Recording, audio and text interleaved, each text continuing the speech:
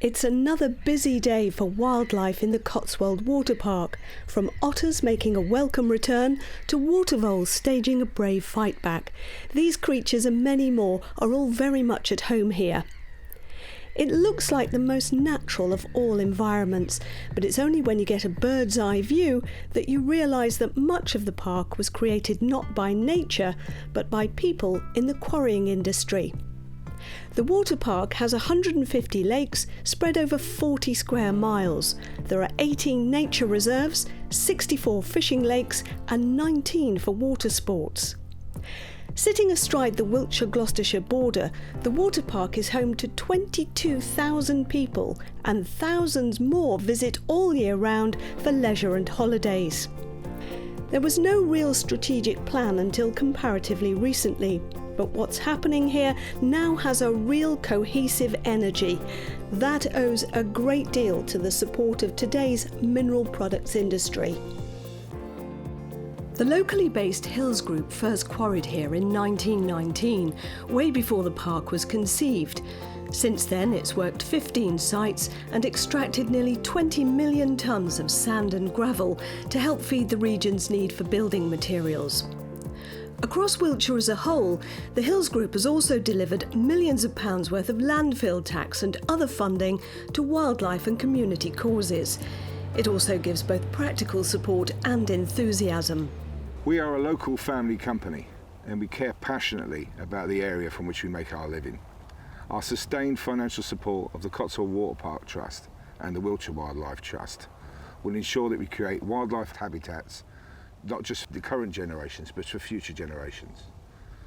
The high quality restoration we achieve on the land that we borrow to extract aggregate has won us many awards, not just us, but our partners as well. The end result of the quarry operators' work will often be wildlife-rich sites like this one, but it also provides an opportunity to create lakes for leisure, or the land can be restored for farming. The key lies in the quality of the restoration. The Wiltshire Wildlife Trust has enjoyed a long-term partnership with Hills.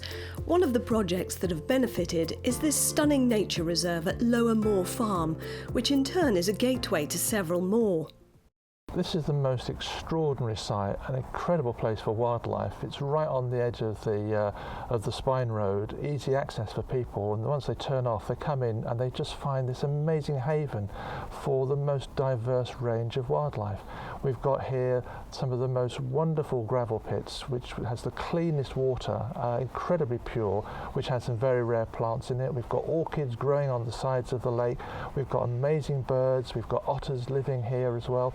And we're next door to the finest hay meadows in the whole of the country. It's been a great encouragement to us as a wildlife trust to work with a company that's so enthusiastic, so passionate about actually putting stuff back into the environment and helping to provide for the future of the county.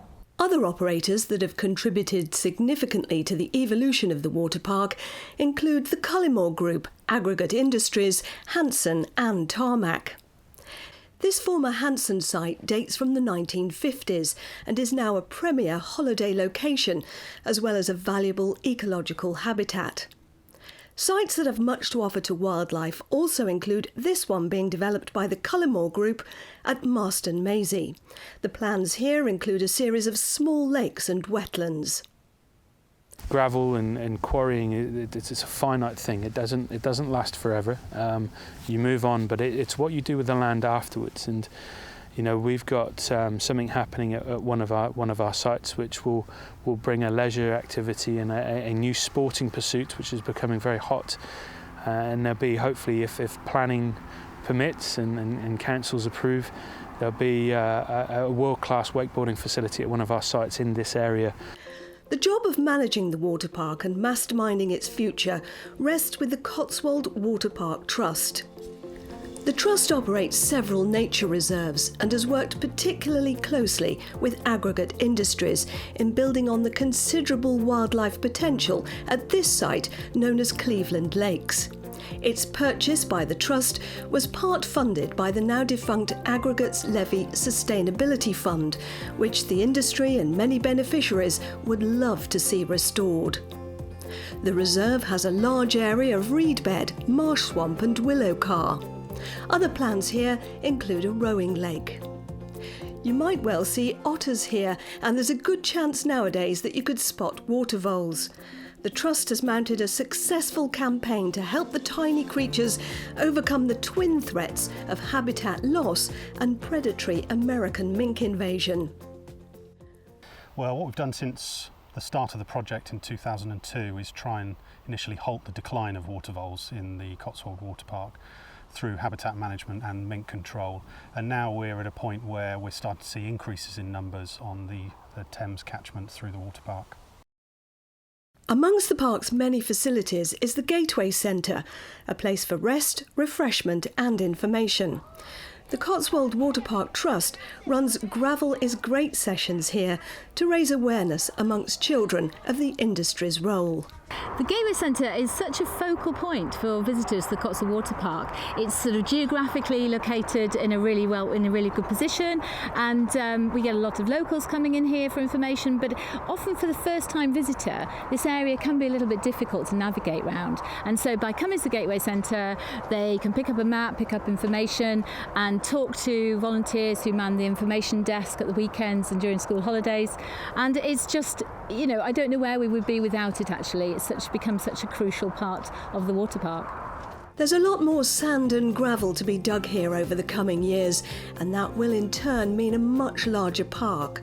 With the restoration of today's quarries now being planned from the outset with nature, leisure or farming in mind, the future for the park looks exciting. It's come a tremendous distance, and not only is it a nationally, now internationally important wetland site, you know, we have over 20,000 birds staying here each winter. We've got nationally important populations of breeding birds. You know, we've got thriving populations of water vole and otter. The list goes on, and all of this has been brought about through gravel extraction and restoration. The water park is only just over halfway through its lifespan, so think about how far we've come already.